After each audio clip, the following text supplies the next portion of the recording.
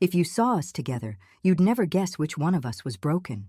That's the thing about twins. People see the same face, the same eyes, the same smile, and they assume our lives must be mirror images. But mirrors can lie. My name is Lila, and my twin sister Mara is the reason I know what it means to love someone so fiercely that you'd trade places with their pain if you could. I always thought I was the strong one, the one who could take on the world, while Mara was the gentle soul, the one who smoothed over every rough edge in our family. But strength, I've learned, isn't always loud. Sometimes it's the quietest person in the room who's fighting the hardest battle. Growing up, we were inseparable. We shared secrets, dreams, even our own language. Our mother used to say we were two halves of the same heart. But as we got older, life started to pull us in different directions.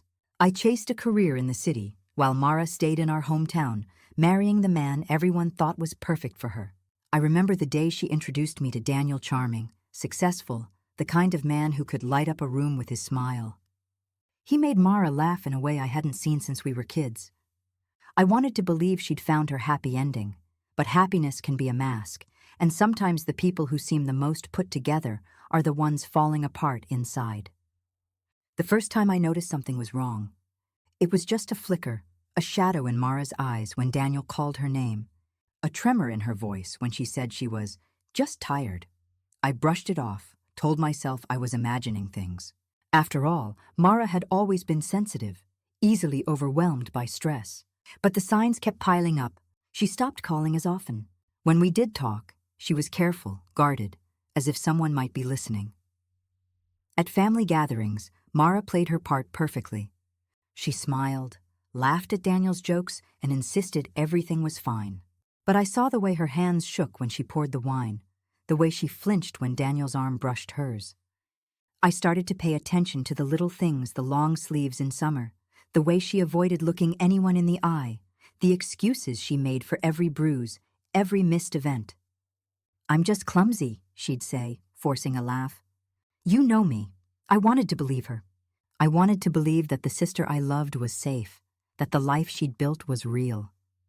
But the truth has a way of clawing its way to the surface, no matter how hard you try to bury it. One night, after a particularly tense dinner at our parents' house, I found Mara alone in the bathroom, her back to the door. She didn't hear me come in. She was rolling up her sleeve, staring at a bruise blooming across her forearm, angry, purple, and unmistakable. My heart stopped. For a moment, I couldn't breathe. I wanted to scream, to demand answers, but the look on Mara's face silenced me. She looked so small, so defeated, and I realized in that instant that she was terrified not just of Daniel, but of what would happen if anyone found out. I knelt beside her, my hands shaking as I reached for her arm. "Mara, please," I whispered, my voice barely more than a breath. "Tell me the truth." She pulled away, tears brimming in her eyes. "It's nothing, Lila, I promise. Her voice broke, and she turned away, pressing her fist to her mouth to stifle a sob. I wanted to hold her, to protect her, but I knew I couldn't force her to open up. All I could do was let her know I was there, that I wasn't going anywhere. That night, I lay awake, replaying every conversation, every moment I'd ignored the signs. Guilt gnawed at me. How could I have missed it? How could I have let my sister suffer alone? I promised myself that I would find a way to help her, no matter what it took. But Mara was a master at hiding her pain, and Daniel was just as skilled at playing the devoted husband. To the outside world, they were the perfect couple, successful, happy, enviable. But behind closed doors, a different story was unfolding, one that would test the limits of our bond and force me to confront the darkness I'd tried so hard to ignore. The next morning, I watched Mara move through the kitchen, her smile brittle, her eyes haunted. Daniel breezed in, kissed her cheek, and flashed me that winning grin. I felt a surge of anger so fierce it nearly knocked the breath from my lungs. I wanted to shout, to expose him for what he was, but I knew I had to be careful. Mara's safety depended on it, so I played along, pretending not to notice the way she flinched when he touched her, the way her laughter died the moment he left the room. But I was done pretending. I was done letting my sister fight this battle alone. As I hugged her goodbye, I caught a glimpse of another bruise, this one hidden beneath the collar of her blouse. My resolve hardened. I would not let Mara disappear behind her pain. I would not let Daniel win. I didn't know how yet, but I knew one thing for certain. I would do whatever it took to save my sister, even if it meant becoming someone I barely recognized. And as I walked out the door, I realized that the real story was just beginning. If you asked anyone in our family, they'd tell you Mara was lucky. She had a beautiful home, a handsome husband, and a life most people envied. Our parents would beam with pride at every holiday dinner, telling stories about Mara's perfect wedding, her elegant parties, the way Daniel always seemed to dote on her. They never saw the way her eyes darted to him before she spoke, or how her laughter faded when he entered the room. To them, Mara was living a dream, but dreams can turn into nightmares behind closed doors. Mara's days were a careful choreography, every step measured to avoid Daniel's temper. She woke before dawn, making sure his coffee was brewed just the way he liked it. 2 sugars, no cream, the mug warmed. She'd lay out his clothes, ironed to perfection, and prepare his breakfast in silence, her movements practiced and precise. If he was in a good mood, he'd offer a tight smile, maybe a quick peck on the cheek. If not, she'd brace herself for the cold shoulder, the sharp words, the subtle digs that left invisible scars. She learned to read the weather in his eyes. A furrowed brow meant she'd forgotten something. A clenched jaw meant she'd spoken out of turn. She kept the house spotless, every cushion fluffed, every surface gleaming, because she knew even the smallest mistake could set him off. Sometimes it was something as trivial as a misplaced book or a dinner served a minute too late. Other times there was no reason at all, just a storm that rolled in without warning, leaving Mara to pick up the pieces in silence. Daniel was a master of appearances. In public, he was charming, attentive, the kind of man who remembered birthdays and brought flowers for no reason. He'd wrap his arm around Mara at family gatherings, whispering sweet nothings in her ear, making sure everyone saw how much he adored her. Our parents would smile, reassured that their daughter had found someone who cherished her. But I saw the way Mara's shoulders tensed under his touch, the way her smile never quite reached her eyes. At Sunday dinners, Daniel would regale us with stories from work, his voice filling the room. Mara would sit quietly, nodding at all the right moments, her hands folded neatly in her lap. If she tried to join the conversation, Daniel would cut her off with a gentle laugh. "Let me finish, darling." Everyone else would chuckle, thinking it was endearing. I watched Mara's face, searching for a flicker of resentment. But she only lowered her gaze, her cheeks flushing with embarrassment. After dinner, while the rest of the family lingered over dessert, Mara would slip away to the kitchen. Scrubbing dishes with a ferocity that betrayed her calm exterior, I'd find her there sometimes, her eyes red-rimmed, her hands trembling as she stacked plates. "Are you okay?" I'd ask, keeping my voice low. She'd force a smile, brushing a stray hair behind her ear. "Just tired, Lila. It's been a long week." I wanted to believe her, but the truth pressed in on me, heavy and suffocating. The more I watched, the more I noticed. The way Mara flinched when Daniel raised his voice, even in jest. The way she apologized for things that weren't her fault. The way she seemed to shrink in his presence, as if trying to make herself invisible. I started to keep track of the bruises, small ones at first, easily explained away. A bump on her arm from carrying groceries, a bruise on her thigh from tripping over the dog. But the stories didn't add up. The bruises multiplied, each one a silent cry for help. I tried to talk to our parents, to share my concerns, but they brushed me off. "You worry too much, Lila. Mara's always been sensitive. Daniel takes good care of her." I wanted to scream, to shake them out of their denial, but I knew it wouldn't help.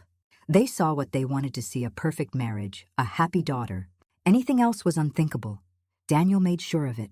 He was always one step ahead, anticipating questions, smoothing over any rough edges. If Mara seemed withdrawn, he'd explain it away: she was under the weather, stressed from work, missing me. He'd charm our parents, bring gifts, offer to help with chores. He played the role so well that even I started to doubt myself. Maybe I was overreacting. Maybe Mara really was just tired. But then there were the nights when Mara would call me, her voice barely above a whisper. "Can you come over?" She'd ask, and I'd drop everything, racing to her side. She'd greet me at the door, her eyes swollen from crying, her hands twisting nervously in her lap. She never told me exactly what happened, but the silence between us spoke volumes. I'd hold her until she fell asleep, promising myself that I'd find a way to help her, even as I felt more helpless than ever.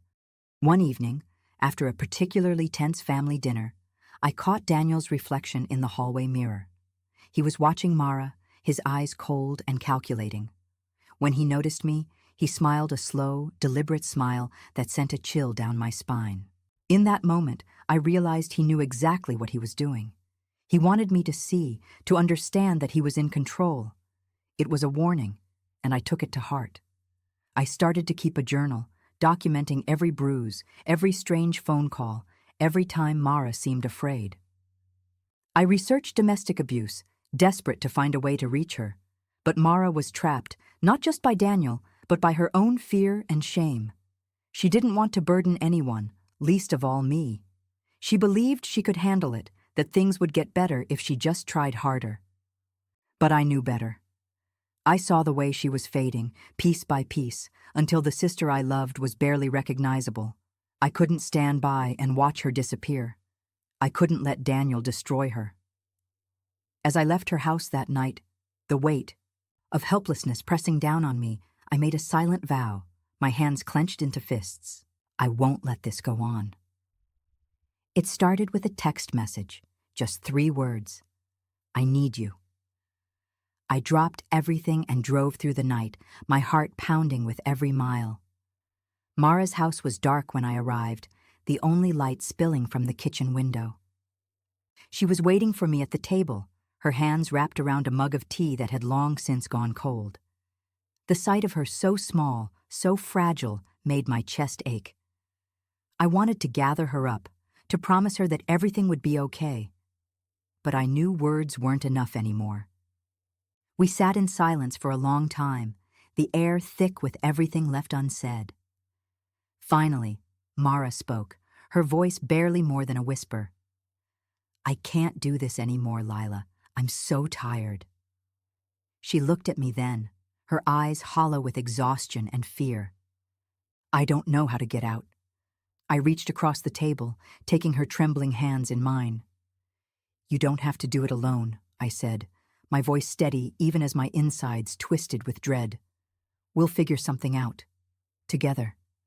She shook her head, tears slipping down her cheeks. He watches everything. He knows when I leave the house, who I talk to. I can't even breathe without him noticing. Her words sent a chill through me. Daniel's control was absolute. His manipulation so complete that Mara felt trapped in her own skin.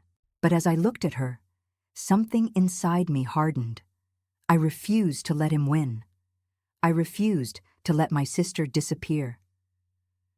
What if we switched places? I blurted out, the idea tumbling out before I could second-guess myself. Mara stared at me, confusion flickering across her face. What do you mean? I took a deep breath, the plan forming in my mind as I spoke. We're identical, Mara. We always have been. If we switched just for a little while, I could stay here, pretend to be you. You could get away, somewhere safe.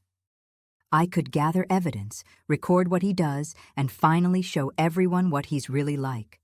Mara's eyes widened in shock. Lila, that's insane. He'd know. He'd figure it out. And if he did? Her voice broke, the fear in her eyes unmistakable. I squeezed her hands, trying to infuse her with my own determination. He won't. We've done this before, remember?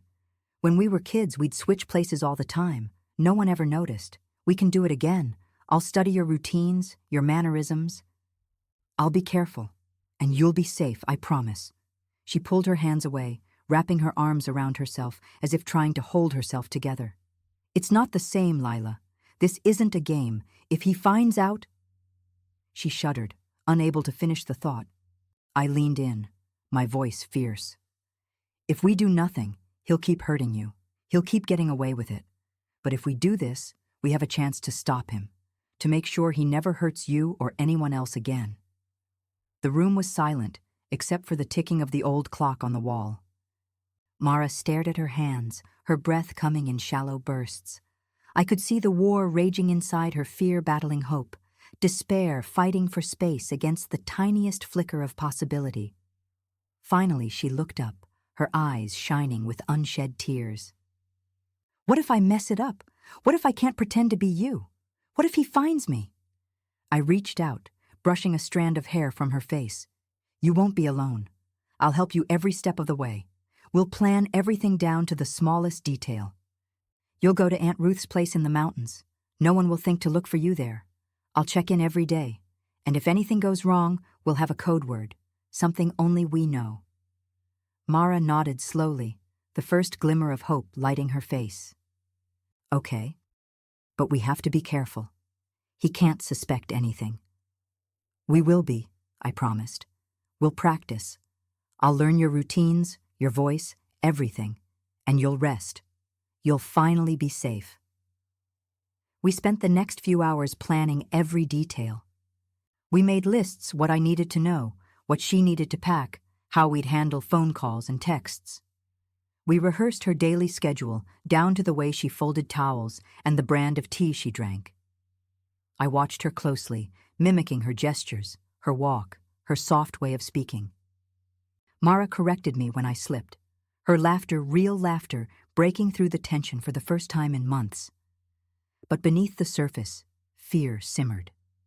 Every time the floor creaked or a car passed outside, Mara flinched. What if he comes home early? She whispered, her eyes darting to the door. I hugged her tightly, whispering reassurances I wasn't sure I believed. He won't. Not tonight. We're safe. As the night wore on, exhaustion overtook us. Mara curled up on the couch, her head in my lap, and I stroked her hair, remembering all the nights we'd done this as children, comforting each other after nightmares. Only now, the nightmare was real, and I was determined to be the one who woke us up. Before she drifted off, Mara looked up at me, her voice trembling. What if he finds out, Lila? What if he knows it's you? I forced a smile, even as my heart pounded in my chest. He won't. I promise. We're in this together. I won't let anything happen to you. But as I watched her sleep, the weight of what we were about to do settled over me. The risks were enormous. If Daniel discovered the truth, there was no telling what he might do. But the alternative, letting Mara suffer in silence, was unthinkable. The house was silent, the darkness pressing in around us.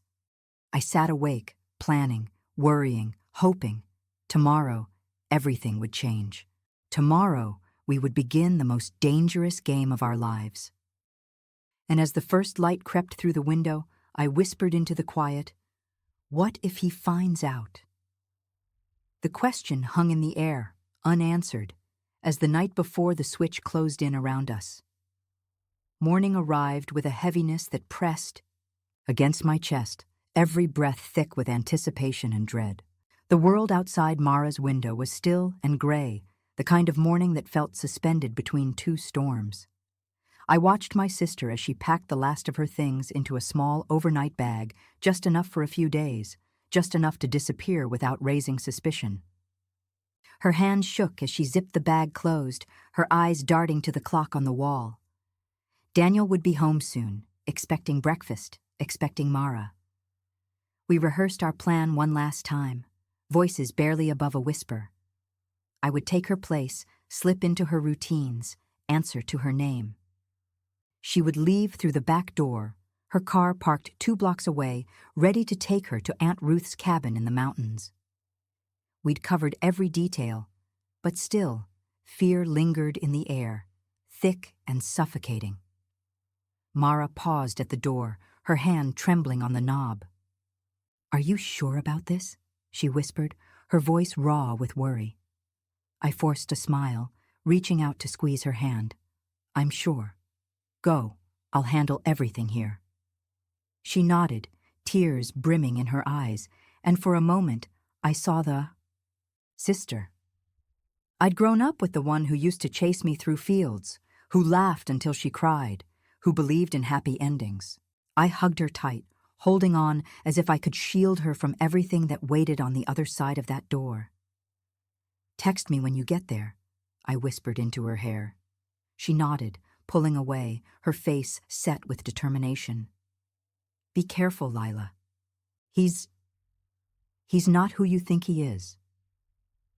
I swallowed hard, nodding. I know. But he doesn't know me either.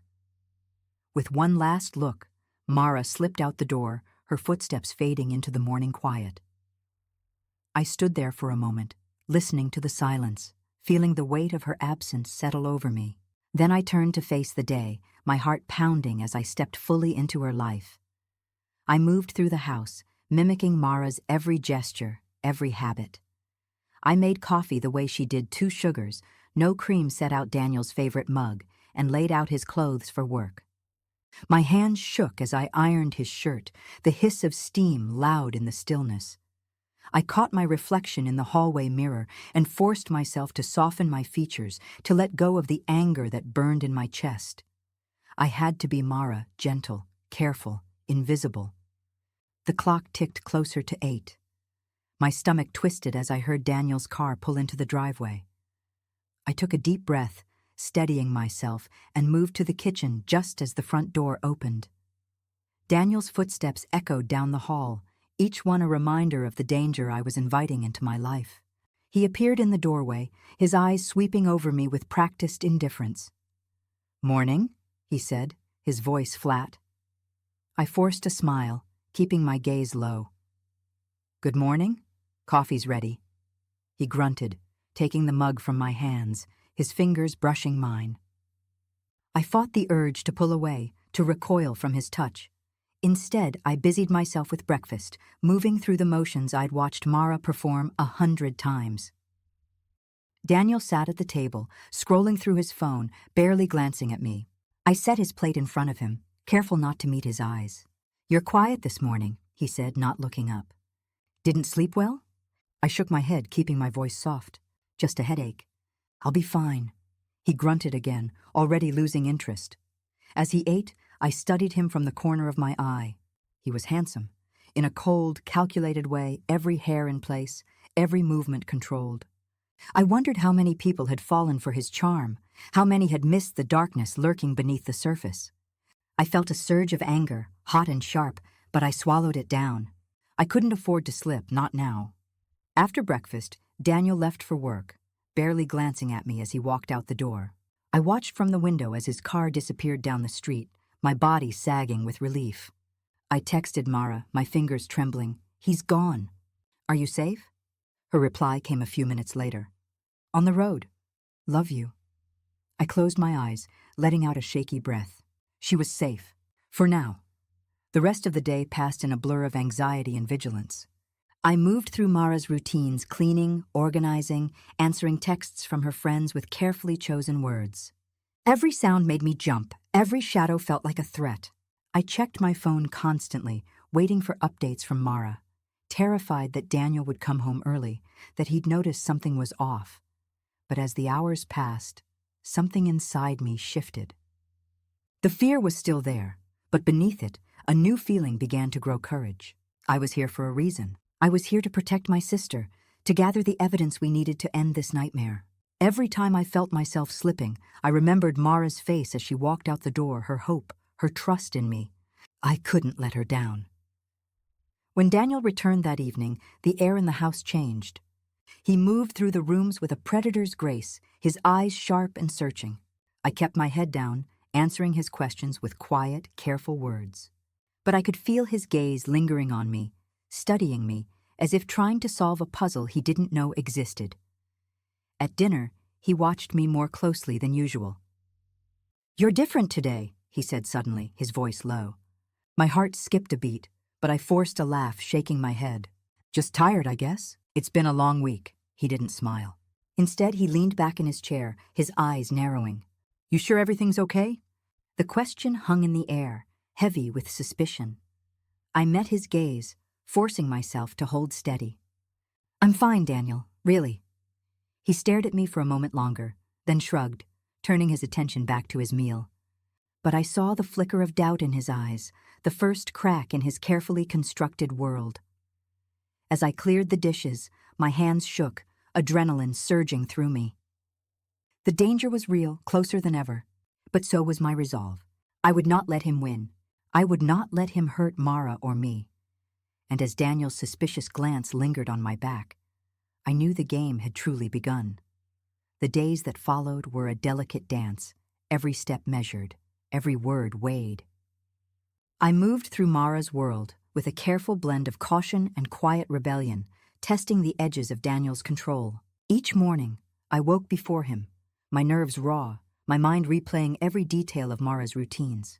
I made his coffee, ironed his shirts, and kept the house immaculate, but beneath the surface, I was searching for cracks, places where I could push back, just a little, to see how far he'd let me go. At first, I played the part perfectly. I kept my voice soft, my eyes downcast, my movements small. But as the hours passed, I began to slip in tiny acts of defiance. I left a book out on the coffee table, its spine cracked open to a page I knew Mara would never read. I changed the radio station in the car, humming along to a song that made me feel alive. I lingered a little longer on the phone with Mara's friend, laughing in a way that was more me than her. Each time I watched Daniel's reaction, searching for any sign that he noticed. He did. At first it was just a flicker, a pause in his step, a narrowing of his eyes. He'd ask questions, his tone casual but his gaze sharp. "Since when do you listen to this music?" he'd say, or, "I thought you didn't like thrillers." I'd shrug, offering a small smile. "Just trying something new." He'd nod, but I could see the wheels turning in his mind, suspicion blooming like a bruise. One evening, I decided to test the boundaries a little further. Daniel was late coming home, and I used the time to call Mara, checking in on her at Aunt Ruth's cabin. Her voice was brighter, lighter, the fear that had haunted her replaced by cautious hope. "I slept through the night for the first time in months," she whispered, and I felt a surge of pride. "You're doing great, Lila. Just be careful." After we hung up, I poured myself a glass of wine, something Mara rarely did, and settled on the couch with a book. When Daniel walked in, he stopped short, his eyes flicking from the wine to the book to me. "What's this?" he asked, his voice deceptively light. I looked up, feigning innocence. "Just relaxing. It's been a long day." He set his briefcase down, his jaw tight. "You know I don't like the smell of wine in the house." I took a slow sip, meeting his gaze. "It's just one glass. I'll open a window." For a moment I thought he might explode. His hands clenched at his sides, his eyes cold. But then he forced a smile, the mask slipping back into place. "Fine, just don't make it a habit." I nodded, but inside I was trembling. I'd crossed a line and he knew it. The rest of the evening was tense, Daniel watching me with a predator's patience, waiting for another misstep. I moved carefully, but I could feel his suspicion growing, a storm gathering on the horizon. The next morning, I decided to push a little further. Instead of making his usual breakfast, I tried something new: scrambled eggs with herbs, toast with real butter. When Daniel sat down, he stared at the plate, his brow furrowed. "What's this?" I smiled, keeping my tone light. I thought I'd try something different. "You always say you're tired of the same old thing." He picked up his fork, taking a tentative bite. For a moment, I thought he might actually enjoy it.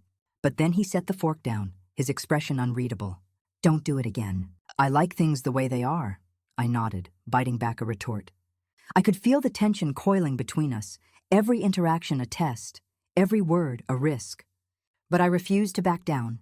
I needed him off balance, needed him to question what was happening.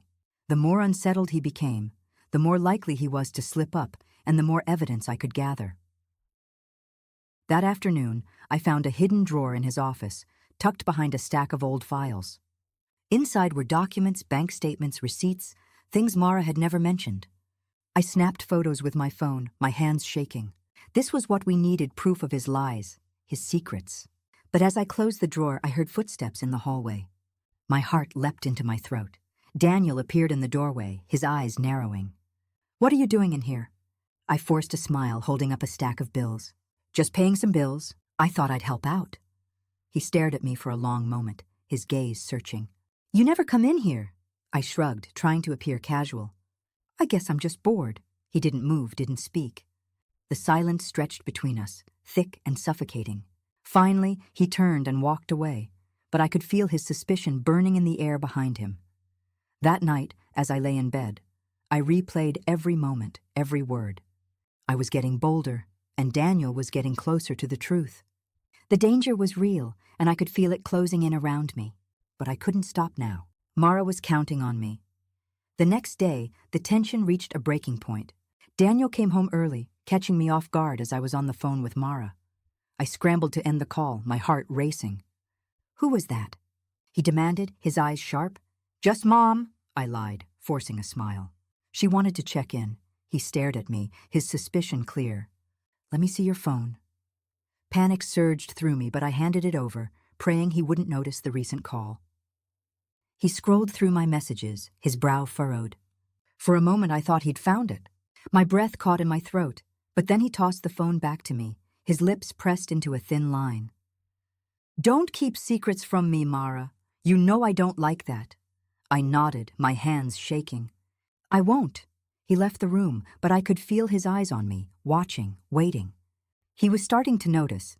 The line between safety and exposure was razor thin, and I was walking it blind. That night, as I lay in the darkness, I realized how close I'd come to being discovered. One wrong move, one slip, and everything would unravel. But I couldn't stop. Not now. Not when we were so close. He's starting to notice. And as I drifted into a restless sleep, I knew the next mistake could cost us everything. Every day in Daniel's house felt like walking a tightrope over a pit of knives. The smallest misstep could send me tumbling, but I had no choice. Mara was finally safe, and I was determined to make sure she never had to come back. The only way out was through, and that meant gathering enough evidence to expose Daniel for who he truly was. I started with the obvious. My phone became my lifeline, always tucked in my pocket, ready to record at a moment's notice. I set it to record audio whenever Daniel was home, capturing his tone, his words, the subtle threats that laced even his most casual conversations. I learned to keep my face neutral, my voice steady, even as my heart pounded in my chest. Every cruel remark, every controlling demand, every time he raised his voice, I caught it all, storing the files in a hidden folder, backing them up to the cloud. But Daniel was careful. He rarely lost his temper in ways that would leave obvious marks. His abuse was insidious, a slow poison that seeped into every corner of Mara's life. He'd belittle me over dinner, criticize the way I folded his shirts, question every decision I made. Sometimes he'd grab my wrist a little too hard, his fingers digging into my skin just long enough to leave a faint bruise. I recorded it all, my phone hidden in my sleeve, my heart racing with every second. The financial secrets were harder to uncover. Daniel kept his office locked, the key always in his pocket. But I watched him, learned his habits, waited for the moment he'd slip up. One afternoon, he left in a hurry, his phone ringing as he rushed out the door. I found the key on the kitchen counter, almost as if he wanted me to find it. My hands shook as I unlocked the office, every nerve on edge. Inside, the room was immaculate books lined up on the shelves, papers stacked neatly on the desk. But I knew Daniel. He was meticulous, but he was also arrogant. He believed no one would ever look too closely. I started with the desk drawers, rifling through bills, receipts, and bank statements. Most of it was routine, but then I found a folder labeled Personal. Inside were documents Mara had never seen, hidden accounts, large withdrawals, payments to names I didn't recognize. I snapped photos of everything, my hands sweating as I worked. Then, tucked behind a stack of old tax returns, I found a small, locked box. I searched the drawers for a key, my pulse thundering in my ears. Finally, in the back of the bottom drawer, I found a tiny brass key taped to the underside of the desk. I unlocked the box, my breath catching as I lifted the lid. Inside were photos, dozens of them. Some were of Mara, taken without her knowledge, her face pale and drawn. Others were of women I didn't recognize, their eyes hollow, their expressions haunted. There were letters too threatening, desperate, begging Daniel to leave them alone. My stomach twisted as I realized the truth. Mara wasn't the first. Daniel had done this before. I took photos of everything, my hands shaking so badly I nearly dropped my phone. I wanted to scream, to smash the box, to burn every piece of evidence. But I forced myself to stay calm. This was what we needed. This was how we would end him. As I locked the office and returned the key, I heard a knock at the door. My heart leapt into my throat. I checked the peephole Mrs. Jensen, the neighbor from next door. I forced a smile as I opened the door, trying to steady my breathing. "Hi, Mrs. Jensen. Is everything okay?" She peered at me over her glasses, her eyes kind but sharp. "I just wanted to check in, dear. I haven't seen you out in the garden lately. Everything all right?" I hesitated, unsure how much to reveal. But something in her gaze made me trust her. "It's been a rough week," I admitted, my voice barely above a whisper. She nodded, her expression softening. "If you ever need anything, you know where to find me. And if you ever need to talk, well, I'm a good listener." I thanked her, feeling a strange sense of relief. Maybe I wasn't as alone as I thought. Later that evening, as I was taking out the trash, I ran into Mara's old friend, Jess, who lived a few blocks away. She pulled me aside, her eyes searching my face. "You look different, Mara. Are you okay?" I hesitated, then nodded. "I'm managing. Just taking things one day at a time." Jess squeezed my hand, her grip warm and reassuring. "If you ever need a place to stay or someone to talk to, I'm here. You know that, right?" I nodded, gratitude swelling in my chest. "Thank you, Jess. I mean it. With allies like Mrs. Jensen and Jess, I felt a little less isolated, a little more hopeful. I started to reach out, carefully, quietly, building a network of support around me. I knew I couldn't do this alone. The next few days were a blur of tension and fear.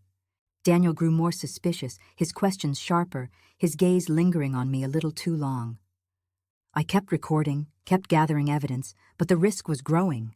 Every time I entered his office, every time I searched his drawers, I felt the walls closing in. One night, after Daniel had gone to bed, I crept into the office one last time. I needed to be sure I hadn't missed anything. I searched every drawer, every file, every hidden compartment. Finally, in the back of the closet, I found a small safe. I remembered the numbers I'd seen scribbled on a notepad in Daniel's briefcase, his birthday, Mara's birthday, their anniversary. I tried the combinations, my hands trembling. On the third try, the safe clicked open. Inside was a stack of cash, several passports with different names and photos, and a flash drive. My heart pounded as I pocketed the drive, locking the safe behind me. Back in my room, I plugged the drive into my laptop, my hands shaking. The files were encrypted, but I managed to open a few. What I saw made my blood run cold: videos, emails, records of conversations with people I didn't recognize. Evidence of blackmail, threats, and worse. Daniel wasn't just an abuser. He was a predator, a criminal, someone who had hurt more people than I could have imagined. I backed up the files, sending copies to a secure email account. I knew I had enough to go to the police, but I needed to be careful. Daniel was dangerous, and if he suspected anything, he'd do whatever it took to protect himself. As I sat in the darkness, the weight of what I'd discovered pressed down on me. I thought of Mara, safe in the mountains, finally free from his grasp. I thought of the other women in those photos, the lives Daniel had destroyed. I thought of the allies I'd found, Mrs. Jensen, Jess, and the strength I'd found in myself. What I found in his drawer changed everything. I wasn't just fighting for Mara anymore. I was fighting for every woman Daniel had ever hurt, every life he'd ever shattered. And as the clock struck midnight, I heard Daniel's footsteps in the hallway, closer than I expected. I scrambled to hide the evidence, my heart racing. The door creaked open, and Daniel stood there, his eyes cold and suspicious. "What are you doing up?" he asked, his voice low. I forced a smile, my mind racing for an excuse. "Just couldn't sleep. Too much on my mind." He stared at me for a long moment, then nodded, turning away. But as he closed the door, I saw the glint of something in his hand, a key, small and familiar. A chill ran down my spine. Had he noticed the safe? Did he know what I'd found? I lay awake for hours, the evidence hidden, but the danger closer than ever. The game had changed, and I was running out of time. The next morning, I woke with a new sense of purpose. The fear was still there, a constant thrum beneath my skin, but it was joined by something else: resolve. I had the evidence. I had allies. Now I needed to make Daniel show the world who he really was. It was time to turn the tables. I started small, planting seeds of doubt in the minds of those around us. At the grocery store, I made sure to greet Mrs. Jensen with a warm smile, chatting just a little too long about the weather and the new flowers in her garden. I knew Daniel hated when I lingered, hated when I drew attention. When he came to collect me, his hand gripped my arm a little too tightly, his smile brittle as glass. "We're in a hurry, Mara," he said, his voice low but sharp enough for Mrs. Jensen to hear. Her eyes narrowed, and I saw her take in the way his fingers dug into my skin. At home, I started to push back more openly. When Daniel criticized my cooking in front of his friends, I didn't apologize. Instead, I smiled sweetly and asked if he'd like to make dinner himself next time. The room went quiet, his friends exchanging awkward glances. Daniel's jaw tightened, but he forced a laugh, brushing it off. I could see the cracks forming, the mask slipping. I began to record our conversations more boldly, leaving my phone on the counter during arguments, making sure it caught every word. I even set up a small camera in the living room, hidden among the books on the shelf. The first time Daniel lost his temper, shouting about the mess I'd made in the kitchen, I let the argument escalate just enough. I didn't cower. I didn't apologize. I stood my ground, my voice steady, my eyes locked on his. He stormed out, slamming the door so hard the windows rattled. That night, I sent the recording to Mara, who replied with a single word: "Brilliant." For the first time, I felt a surge of power. I wasn't just surviving, I was fighting back. The next step was to expose Daniel in public. I waited for the perfect opportunity: a dinner party at his boss's house, a gathering of colleagues and friends. Daniel was in his element, charming and confident, the perfect husband. I played my part, smiling and laughing, but I watched him closely, waiting for the moment his control would slip. It came sooner than I expected. One of his colleagues, a woman named Claire, complimented me on my dress. "You look lovely tonight, Mara. That color suits you." Before I could thank her, Daniel cut in, his voice sharp. "She only wears what I pick out. Otherwise, she'd embarrass herself." The room went silent, all eyes on us. I felt the heat rise in my cheeks, but I didn't look away. Instead, I smiled at Claire. "I suppose we all have our little compromises, don't we?" Claire's eyes flicked to Daniel, her expression unreadable. The conversation moved on, but the tension lingered. Later, in the kitchen, Daniel cornered me, his voice a harsh whisper. "Don't you ever contradict me in front of my friends again?" I met his gaze, my voice calm. "Or what, Daniel? You'll embarrass me? Go ahead. Let's see how that works out for you." He glared at me, his fist clenched, but he didn't say another word. I could feel his control slipping, his anger simmering just beneath the surface. The next day, I arranged to meet Jess for coffee. I told her everything about the evidence, the recordings, the plan to expose Daniel. She listened, her eyes wide with shock and admiration. "You're incredible, Lila. I had no idea it was this bad.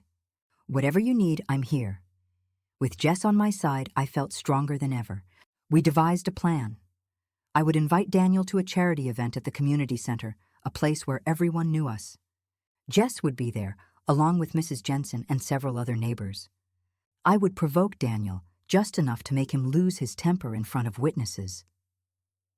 The night of the event, I dressed in a way Mara never would: bold colors, hair down, a touch of red lipstick. Daniel's eyes narrowed when he saw me, but he said nothing. At the center, I mingled with friends, laughing and chatting, refusing to stay by his side. I could feel his anger building, his need for control growing desperate. Finally, I gave him the opening he needed. I forgot to bring him a drink, chatting with Jess instead. When he called my name, I ignored him, pretending not to hear. He stormed over, grabbing my arm in front of everyone. "Mara, what the hell is wrong with you tonight?" The room went silent. I looked at him, my voice steady. "Let go of me, Daniel. You're making a scene." He tightened his grip, his face twisted with rage. "Don't you dare talk to me like that." Jess stepped forward, her voice loud and clear. "Is everything okay here?" Daniel released me, his eyes wild. "Stay out of this, Jess. This is between me and my wife." But it was too late. Phones were out, people were watching, and I knew at least 2 were recording. I stepped back, my voice ringing out. "No, Daniel, this is over. I'm done letting you control me." He stared at me, stunned, as the room erupted in whispers. I could see the realization dawning in his eyes he'd lost control, and everyone knew it. After the event, Daniel was furious. At home, he paced the living room, ranting about how I'd humiliated him, how I'd ruined everything. I let him rage, recording every word, every threat. When he finally turned on me, his voice low and dangerous, I stood my ground. "You think you're so clever, don't you?" He spat. "You think you can turn everyone against me? I'll ruin you, Mara. I'll make sure you regret this." But this time, I was ready. I looked him in the eye, my voice calm and cold. "Go ahead, Daniel. Try. But remember, I have everything I need to destroy you. The truth is coming out whether you like it or not." He stared at me, his face pale with fury. For the first time, I saw fear in his eyes. That night, I sent the recordings and documents to Jess, Mrs. Jensen, and a lawyer Mara and I had contacted in secret. I backed up everything, making sure Daniel couldn't destroy the evidence. I felt a sense of power I'd never known before, a sense of justice, of rightness. But I knew it wasn't over. Daniel was dangerous, and now that he knew he was losing, he would stop at nothing to regain control. As I lay in bed, my phone buzzed with a new message. I opened it, my blood running cold at the words on the screen. "You think you've won, but you have no idea what I'm capable of. Watch your back." He threatened me, and this time, I was ready. The days that followed were a study in unraveling. Daniel, once so composed and calculating, began to crack under the pressure. His paranoia seeped into every corner of the house, infecting the air with tension so thick I could almost taste it. He watched me constantly, his eyes darting to my phone, my laptop, even the mail I brought in from the porch. He changed his passwords, locked his office door, and started making frantic, whispered phone calls late at night. But the more he tried to tighten his grip, the more he lost control. He started lashing out at the smallest things. If I was 5 minutes late with his coffee, he'd slam his fist on the table, demanding to know where I'd been. If I spent too long talking to Mrs. Jensen in the yard, he'd accuse me of gossiping about him, his voice rising until the neighbors peeked through their curtains. I let him rage, never flinching, never backing down. Each outburst was another crack in his perfect facade, another piece of evidence for the growing file I kept hidden away. I orchestrated situations to expose him further, always careful, always calculated. I forgot to lock the front door one afternoon, knowing he'd come home early from work. When he found me chatting with Jess on the porch, he lost it, his anger spilling out in front of her and half the block. Jess's eyes widened, her phone already recording, as he shouted, "You're making a fool of me. You think you can just do whatever you want?" I met his gaze, calm and unafraid, and Jess stepped between us, her voice steady. "Maybe you should go inside, Daniel. You're causing a scene." He stormed off, slamming the door so hard the windows rattled. Word spread quickly. Neighbors who had once smiled politely now watched Daniel with wary eyes. Mrs. Jensen started dropping by more often, always with a reason, a pie, a borrowed book, a question about the garden. Each time she lingered, her presence a silent warning to Daniel that I was not alone. I could see the frustration building in him, the realization that his control was slipping away. At work, things began to unravel as well. Daniel's boss called one evening, asking if everything was all right at home. "You seem distracted at the meeting today," he said, his tone polite but probing. Daniel forced a laugh, brushing it off, but I saw the panic in his eyes. He started staying late at the office, coming home in a foul mood, snapping at me for imagined slights. I recorded every word, every threat, every accusation. One night, I set up a dinner with a few of Daniel's colleagues, inviting them over under the pretense of celebrating his recent promotion. I made sure to invite Claire, the woman who had seen his earlier outburst. The evening started off tense, Daniel on edge, his smile brittle. As the night wore on, I let the conversation drift to work, to stress, to the pressures of success. Daniel drank more than usual, his words growing slurred and sharp. When Claire mentioned a new project, Daniel snapped, "Maybe if you spent less time gossiping and more time working, you'd actually get something done." The room went silent, all eyes on him. I reached over, placing a gentle hand on his arm. "Daniel, that's not fair!" He jerked away, his face flushed with anger. "Don't tell me what's fair, Mara. You have no idea what I deal with every day." The tension was palpable. Claire excused herself, the others following suit. As the door closed behind them, Daniel turned on me, his voice low and dangerous. "You're trying to ruin me. I see what you're doing." I met his gaze, unflinching. "I'm not doing anything, Daniel. Maybe people are just starting to see the real you." He stared at me, his eyes wild, and for a moment I saw fear flicker across his face. He stormed out of the room, slamming the door behind him. I sat in the silence, my heart pounding, knowing I'd pushed him to the edge. But I wasn't done. I started leaving subtle reminders of his past, where he would find them a photo from the locked box slipped into his briefcase, a printout of a bank statement left on his desk. Each time, he grew more frantic, tearing through the house, searching for someone to blame. He accused me of snooping, of plotting against him, his words growing more desperate with each passing day. I kept my allies close. Jess checked in daily, her support unwavering. Mrs. Jensen watched from her window, always ready to step in if needed. Even Daniel's colleagues began to distance themselves, their polite smiles growing colder, their invitations fewer and farther between. The more Daniel unraveled, the more powerful I felt. For the first time, I was not afraid. I was in control, orchestrating his downfall with every calculated move. He had no idea who he was really dealing with, but I knew the danger was far from over. One night, I overheard Daniel on the phone, his voice low and urgent. "I need you to take care of something for me." "No, she can't find out. I don't care what it costs, just handle it." My blood ran cold as I realized he was plotting something, desperate to regain the upper hand. As I listened from the shadows, I knew the final confrontation was coming. Daniel was cornered, and a cornered man was always the most dangerous. He had no idea who he was really dealing with. And as I watched him pace the living room, phone pressed to his ear, I knew he was planning a move that would change everything. Everything depended on this moment. Every sleepless night, every secret recording, every calculated risk had led us here. Mara and I had spent weeks planning, rehearsing, and preparing for the day we would finally bring Daniel's reign of terror to an end. The evidence was ready, the allies were in place, and the authorities were waiting in the wings. All that remained was to lure Daniel into the trap, one he would never see coming. It started with a simple text. Mara, safe at Aunt Ruth's, sent Daniel a message from a new number. "We need to talk. I know everything." The bait was irresistible. Daniel's pride, his need for control, wouldn't let him ignore it. He replied within minutes, demanding to know who it was, but Mara didn't answer. Instead, she sent another message an hour later.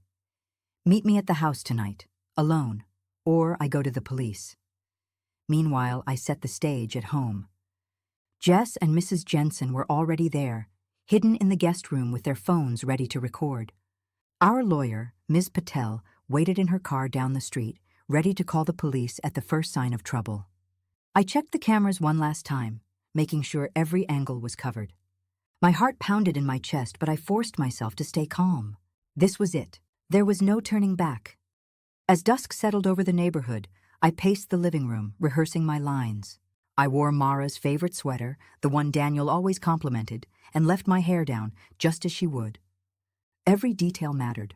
I needed him to believe he was still in control, that he could intimidate me into silence one last time. The doorbell rang just after 8.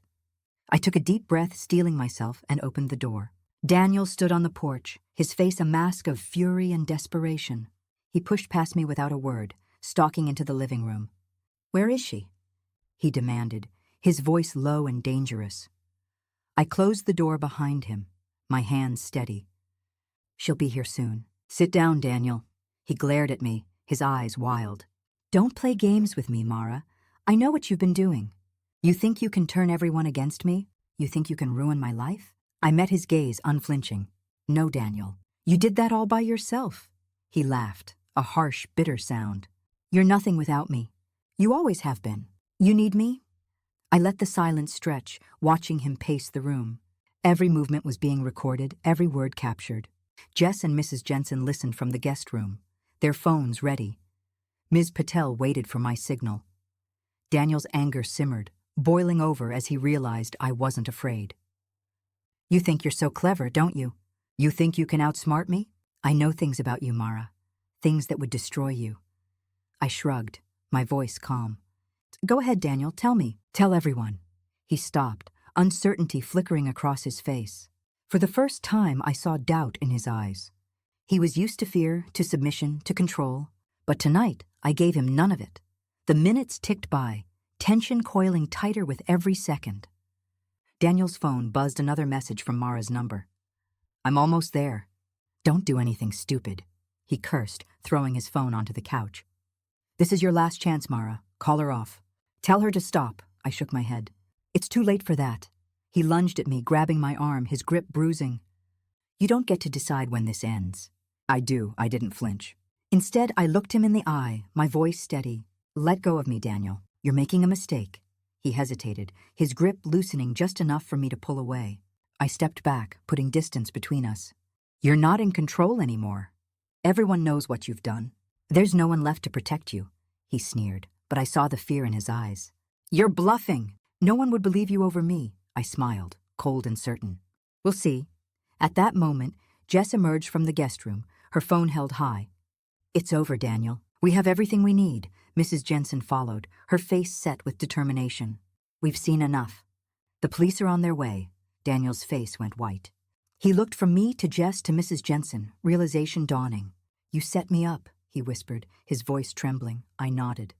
You did this to yourself. He backed away, his hands shaking. You can't do this. I'll ruin you. I'll ruin all of you. Jess stepped forward, her voice unwavering. You already tried. It's over. Daniel's phone buzzed again. This time it was Ms. Patel, her number flashing on the screen. I answered, putting her on speaker. The police are 2 minutes away, she said, her voice calm and professional. Stay where you are. Daniel's bravado crumbled. He sank onto the couch, his head in his hands. For a moment, the room was silent, the only sound the distant wail of sirens growing closer. But then, something shifted in his eyes. He stood, his posture rigid, his voice cold. You think this is over? You have no idea what I'm capable of. I met his gaze, unafraid. Neither do you. The sirens grew louder, flashing lights painting the walls in red and blue. Jess and Mrs. Jensen stood between me and Daniel, their presence a shield. I felt a surge of relief, of triumph, but I knew it wasn't finished yet. Daniel paced the room, his mind racing. I could see him calculating, searching for a way out. He glanced at the door, at the windows, at the phone in my hand. For a moment, I wondered if he would run, if he would try to fight his way free. But then he smiled a cold, dangerous smile. You think you've won, but you don't know everything. You never did. The police arrived, pounding on the door. Jess opened it, letting them in. Officers filled the room, their voices calm but firm. Daniel Carter, you're under arrest for domestic abuse, fraud, and multiple counts of harassment. You have the right to remain silent. As they cuffed him, Daniel looked back at me, his eyes burning with hatred. This isn't over, Mara. I'll find a way. I always do. I stood tall, my voice steady. Not this time. But as the officers led him away, I saw the glint of something in his eyes, a plan, a threat, a promise that he wasn't finished yet. Everything depended on this moment. And as the door closed behind him, the confrontation was only just beginning. The house was still trembling from the chaos of Daniel's arrest. But the real confrontation, the one that mattered most, was just beginning. The police had taken him away, but the echoes of his threats lingered in the air, heavy and poisonous. I stood in the living room, my hands shaking, surrounded by Jess, Mrs. Jensen, and Ms. Patel. The evidence was all there, the recordings, the documents, the photos, the flash drive. But the most important piece was still missing Mara. She arrived just as the last police car pulled away, her face pale but determined. For a moment, we just stared at each other, the weight of everything we'd survived pressing down on us. Then she ran to me, and I caught her in my arms, both of us sobbing with relief and exhaustion. For the first time in months, we were together, safe and free. But there was still work to do. The officers had asked us to come to the station to give our statements, to hand over the evidence, to make sure Daniel couldn't wriggle out of the charges. Mara and I sat side by side in the back of Ms. Patel's car, holding hands so tightly our knuckles turned white. I could feel her trembling, but there was a new strength in her grip, a resolve that hadn't been there before. At the station, We laid everything out. The detectives listened as we played the recordings, watched the videos, and explained how Daniel had manipulated, threatened, and hurt not just Mara, but others before her. Jess and Mrs. Jensen gave their statements, their voices unwavering. Ms. Patel presented the financial records, the hidden accounts, the blackmail files. Piece by piece, Daniel's mask was stripped away, revealing the monster beneath. The detectives were thorough, asking questions, clarifying details, making sure every accusation was backed by evidence. Mara spoke quietly at first, her voice barely above a whisper. But as she recounted the years of control, the isolation, the fear, her voice grew stronger. She looked the lead detective in the eye and said, "He made me believe I was nothing. But I'm not. I'm here. I survived." I felt tears prick my eyes, pride swelling in my chest. This was the sister I remembered, the one who used to stand up to bullies on the playground, who never let anyone tell her who she could be. She was back, and she was unstoppable. When it was my turn, I told them everything. How we'd switched places, how I'd gathered the evidence, how Daniel had tried to break us both. I didn't hold back. I wanted them to know the truth, every ugly detail. I wanted them to see that we were more than victims, we were fighters. The detectives nodded, their faces grim but sympathetic. "You did the right thing," one of them said. "He won't hurt you again." But even as they reassured us, I saw the doubt flicker in Mara's eyes. Daniel was cunning, resourceful, and vengeful. We'd won this battle, but the war wasn't over. Back at the house, the aftermath hit us like a tidal wave. The rooms felt different, emptier, quieter, but also lighter, as if a great weight had been lifted. Mara wandered from room to room, touching the walls, the furniture, the little things that had once been hers. She paused in the kitchen, staring at the coffee pot, the place where so many mornings had started in fear. I joined her, wrapping my arms around her shoulders. "It's over," I whispered. "He can't hurt you anymore." She nodded, tears streaming down her face. "Thank you, Lila. I never could have done this without you." I shook my head, my own tears falling. "You did it, Mara. You survived. You fought back. I just helped you remember who you are." We spent the next few hours cleaning up, putting things back in order, reclaiming the space that had once been a prison. Jess and Mrs. Jensen stayed, helping us laugh, reminding us that life could be normal again. Ms. Patel called with updates. The evidence was overwhelming. The case was strong, and Daniel would be held without bail. But as night fell, a new fear crept in. The phone rang and Mara froze. I answered, my heart pounding, but it was just the detective checking in. Still, the shadows seemed longer, the silence heavier. We knew Daniel was gone, but his presence lingered, a ghost we couldn't quite shake. Later, as we sat together on the porch, Mara turned to me, her eyes searching. "What if he finds a way out? What if he comes back?" I took her hand, squeezing it tight. "We're not alone anymore. We have friends, allies, the law on our side. And we have each other. Whatever happens, we'll face it together." She nodded, a small smile breaking through the fear. Together. The next morning, we received word that Daniel had tried to call from jail, leaving a message for Mara. The detective assured us it was nothing to worry about, that he was being watched closely, but the threat was clear. Daniel wasn't finished. He would fight, he would scheme, he would try to claw his way back into our lives. But something had changed. For the first time, Daniel was powerless. The world knew the truth. His reputation was in ruins, his allies gone, his secrets exposed.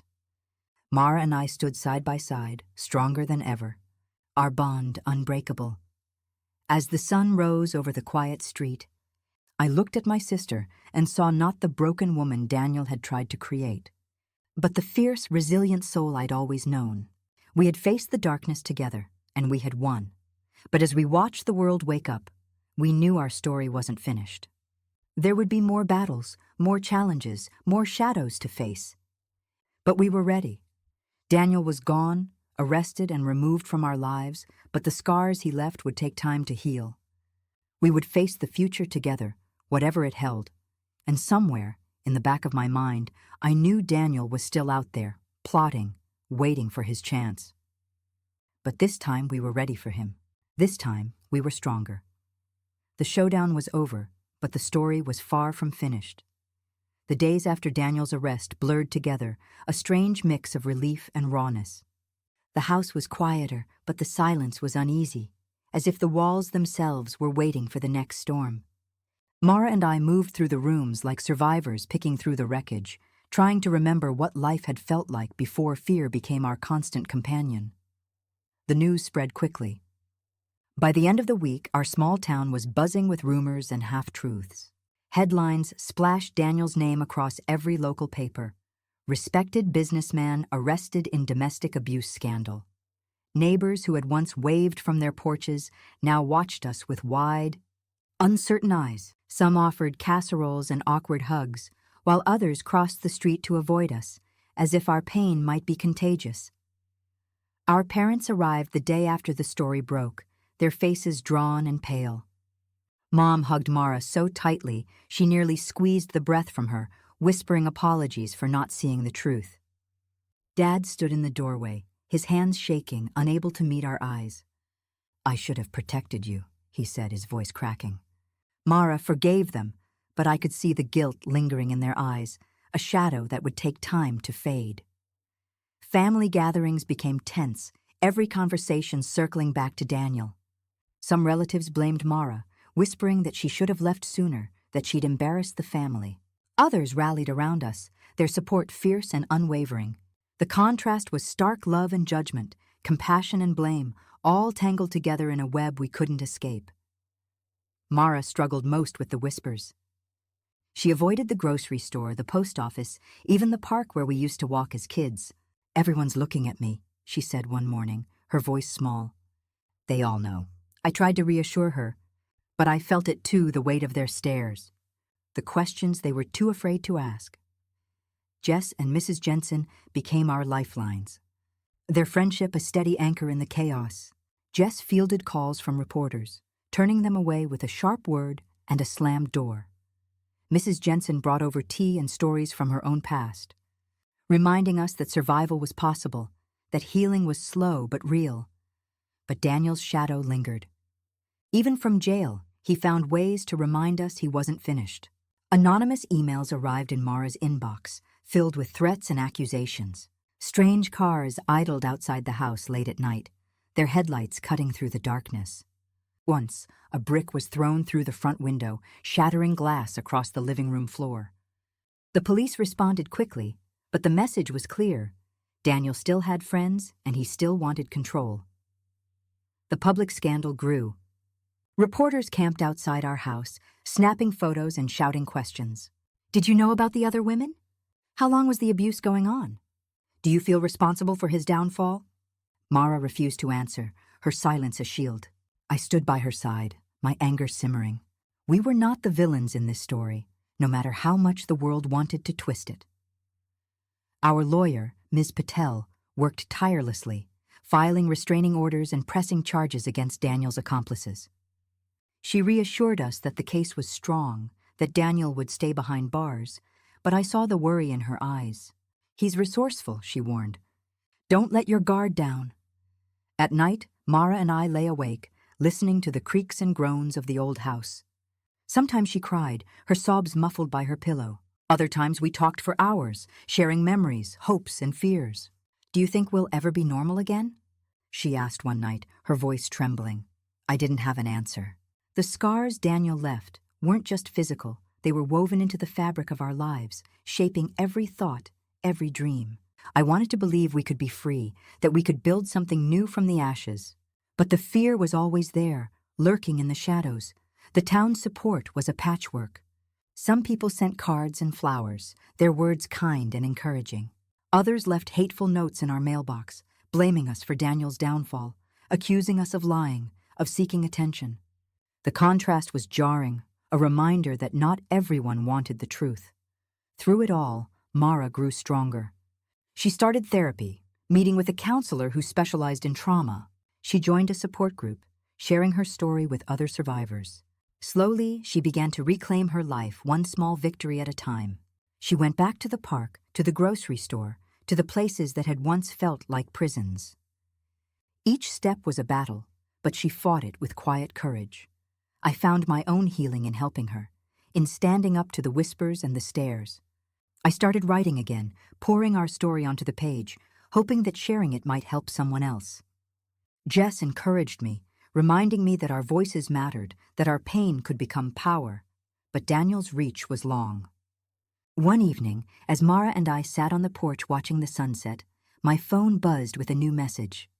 The number was blocked, but the words were unmistakable. You think you're safe. You think you've won. But I'm not finished with you yet. I showed Mara the message, my hands shaking. She read it, her face pale but resolute. He can't hurt us anymore, she whispered. But I saw the fear flicker in her eyes. Could we ever truly be free? The question hung between us, heavy and unanswered, as the last light faded from the sky and Daniel's shadow stretched on. Healing was not a straight line. Some mornings, Mara woke with a sense of lightness, as if the world had finally shifted in her favor. Other days, the weight of the past pressed down so hard she could barely get out of bed. I learned to recognize the signs, the way her eyes clouded over when a car backfired, the way her hands trembled when the phone rang unexpectedly. But I also saw the small victories. The first time she laughed without flinching. The first time she walked into the grocery store alone. The first time she looked in the mirror and saw herself. Not just the bruises Daniel had left behind. Therapy became Mara's anchor. Twice a week she met with Dr. Alvarez, a gentle woman with kind eyes and a voice that never rushed. At first, Mara barely spoke, her words tangled in shame and fear. But slowly, she began to unravel the knots inside her. She talked about the years of isolation, the way Daniel's voice had become her own inner critic, the guilt she felt for not leaving sooner. Dr. Alvarez listened, never judging, always guiding Mara back to herself. I sat in the waiting room during those sessions, my own heart pounding with a mix of hope and helplessness. Sometimes, Mara would emerge with tears streaming down her face, but there was a new strength in her posture, a quiet determination that hadn't been there before. It's hard, she admitted one afternoon, but I want to get better. I want to live again. Our relationship changed too. The secrets and silences that had once separated us were replaced by honesty and vulnerability.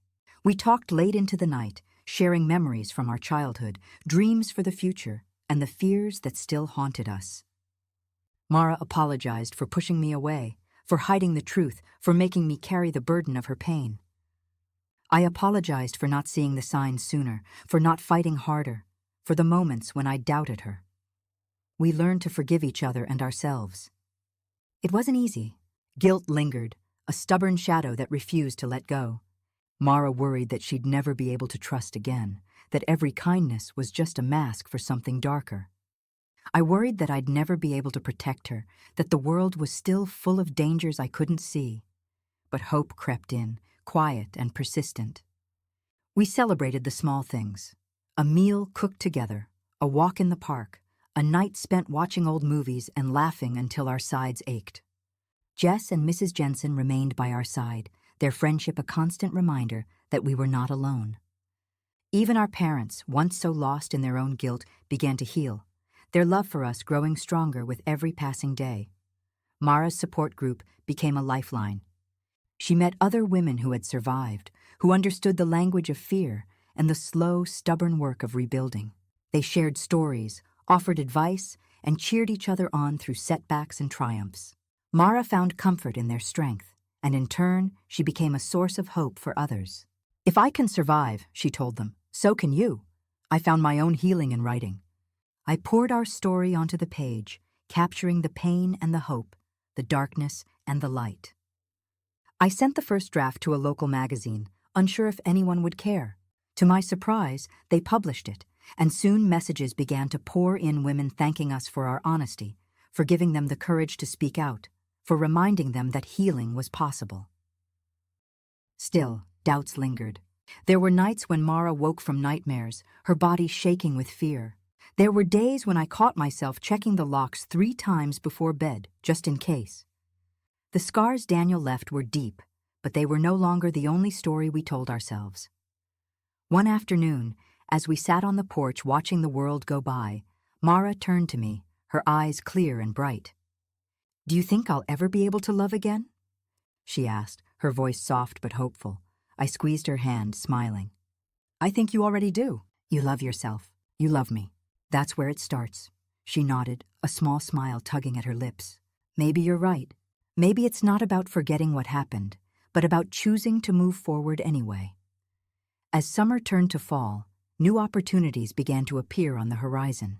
Mara was offered a job at the local community center, helping other women rebuild their lives. I was invited to speak at a conference on domestic abuse, to share our story and offer hope to others. The future was uncertain, but for the first time in a long time, it felt full of possibility.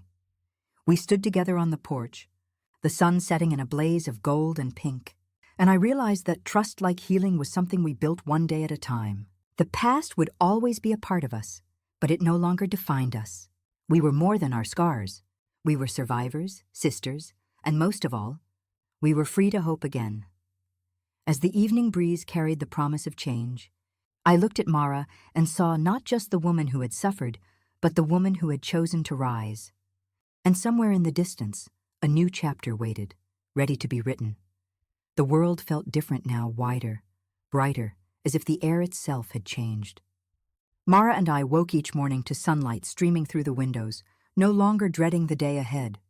The house, once a place of secrets and shadows, was filled with laughter and the scent of fresh coffee. We opened the curtains, let the breeze in, and allowed ourselves to believe that life could be good again. Mara's new job at the community center became a lifeline, not just for her, but for so many others. She poured her heart into her work, helping women who arrived with the same haunted eyes she once saw in the mirror. She organized workshops, led support groups, and listened with a patience born of understanding. The women trusted her, drawn to her quiet strength and gentle encouragement. For the first time in years, Mara felt needed for something other than survival. She was building, not just mending. I found my own path, too. The article I'd written opened doors I never expected. Invitations came from advocacy groups, local radio shows, and even a university class on women's studies. I spoke about our story, about resilience and the power of sisterhood, and each time I did, I felt a little braver. I met women who had walked similar roads, and men who wanted to be better allies. The world, I realized, was full of people willing to listen, to learn, to help. Our circle of friends grew. Jess remained our anchor, always ready with a joke or a shoulder to cry on. Mrs. Jensen became like family, her wisdom and warmth a constant comfort. New faces joined our lives, colleagues from the center, neighbors who brought over homemade bread, women from the support group who became fast friends. We hosted potlucks and movie nights, filling the house with voices and stories, turning it into a home again. Mara's confidence blossomed. She cut her hair short, a bold new look that made her eyes shine. She started running in the mornings, her feet pounding the pavement with purpose. She signed up for a pottery class, her hands shaping clay into beautiful, imperfect bowls. Each small act was a declaration. I am here. I am alive. There were moments of doubt, of course. Sometimes, when the phone rang late at night or a stranger lingered too long outside, the old fear crept in. We double-checked the locks, kept our phones close, and reminded each other that healing wasn't always linear. But the fear no longer ruled us. It was just one note in a much larger song. Romance, for both of us, felt like a distant possibility, something fragile and uncertain. Mara was cautious, her heart still tender, but she allowed herself to hope. She met a man at the community center, a volunteer named Ben, whose kindness was quiet and steady. He never pushed, never pried, simply offered friendship and a listening ear. They started having coffee after work, talking about books and music and dreams for the future. I watched Mara's smile grow softer, her laughter more frequent, and I knew she was learning to trust again, one gentle step at a time. As for me, I found myself drawn to a woman I met at a writing workshop, a poet named Elise, whose words were as fierce as they were beautiful. We exchanged stories, shared long walks by the river, and discovered a connection that felt both new and familiar. I was careful, letting the friendship unfold slowly, savoring the feeling of being seen and understood. The community rallied around us in ways I never expected. When the anniversary of Daniel's arrest approached, the center organized a Day of Hope, inviting survivors and allies to share their journeys. Mara spoke, her voice clear and strong, and I watched as the room leaned in, captivated by her courage. Afterwards, women lined up to thank her, to hug her, to tell her she'd given them hope. I felt tears prick my eyes, overwhelmed by pride and gratitude. We celebrated every milestone: Mara's first solo road trip, my first published essay, the day we finally replaced the last broken window in the house. Each victory, no matter how small, was a reminder that we were moving forward. We planted a garden in the backyard, filling it with wildflowers and herbs, a living testament to our new beginnings. But sometimes, late at night, Mara would turn to me and ask, "Do you think we'll ever really trust again? Not just other people, but ourselves?" I didn't have an easy answer. Trust, I'd learned, was something we rebuilt slowly, brick by brick, with patience and forgiveness. But I believed we could. I believed we already were. One crisp autumn afternoon, as Mara and I walked through the park, we paused by the pond to watch the ducks glide across the water. The air was filled with the scent of fallen leaves and the distant sound of children laughing. As we turned to leave, Mara bumped into someone, Ben, holding 2 cups of coffee and a shy smile. "Fancy meeting you here," he said, offering her a cup. Mara blushed, her eyes bright with surprise and something softer hope. Maybe, or the first flutter of trust.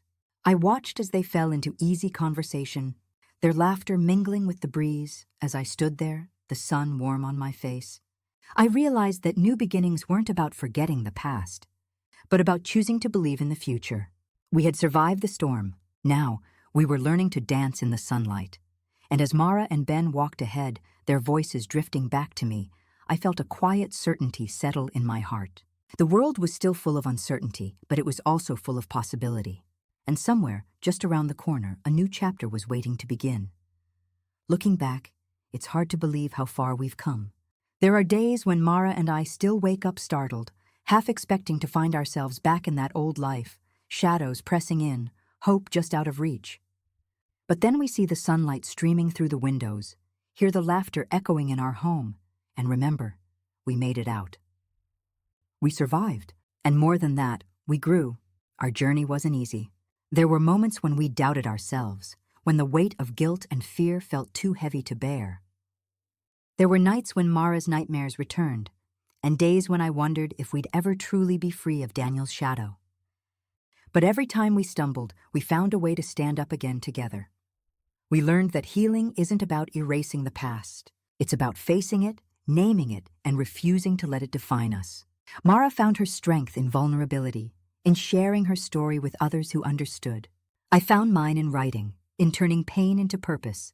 We both discovered that courage doesn't always roar. Sometimes, it's the quiet voice that says, "I'll try again tomorrow." If there's one lesson we want to share, it's this: you are not alone. Abuse thrives in silence and secrecy, but the moment you reach out, the moment you speak your truth, the darkness begins to lift. There is power in your voice, even if it trembles. There is hope, even when it feels impossible to find. To anyone listening who feels trapped, who feels invisible, who wonders if things will ever change, please know that you are seen. You are worthy of love, of safety, of joy. It's not your fault. You don't have to carry the burden alone. There are people who care, who will stand by you, who will help you find your way back to yourself. We invite you to share your story, if and when you're ready. Every voice matters. Every story has the power to heal, not just the teller, but those who hear it. When we speak up, we break the cycle. When we support each other, we build a world where no one has to suffer in silence. Mara and I are still learning, still growing, still finding our way. There are scars that will never fully fade, but there is also a strength we never knew we had. We are sisters, survivors, and now advocates for others who are still searching for the light. If you're trapped, you're not alone. Reach out, speak up. There is a community waiting to welcome you, to listen, to help you reclaim your life.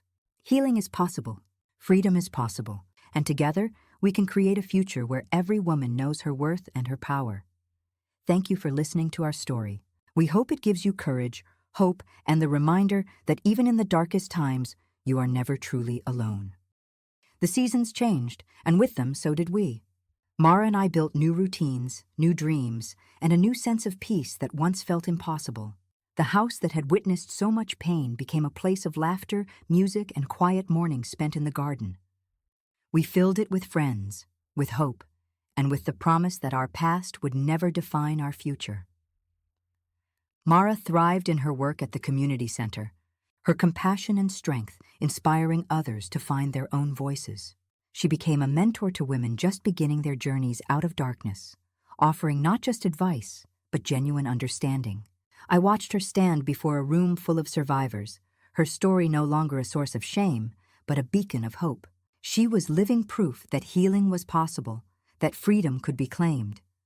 I continued to write, sharing our story and the stories of others who had found the courage to break free.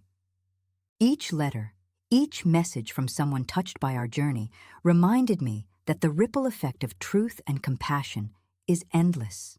Together, Mara and I spoke at events, led workshops, and advocated for stronger protections for survivors. Our voices, once silenced by fear, became instruments of change. Daniel, meanwhile, faced the consequences of his actions. The law did not forget, and neither did the community. He lost his job, his reputation, and the power he once wielded so carelessly. The women he hurt found justice, and the cycle of abuse he tried to perpetuate was broken. He became a cautionary tale, a reminder that no one is above accountability. But our story was never really about him. It was about us, about the choice we made to stand together, to fight for each other, and to believe in a future beyond survival.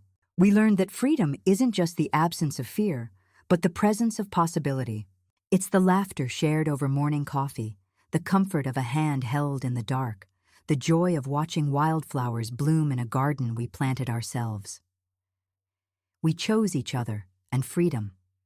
That choice shaped everything that followed.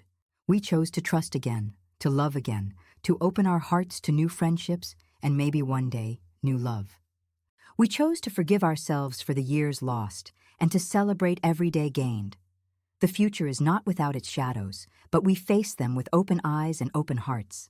We know there will be challenges, setbacks, and moments of doubt.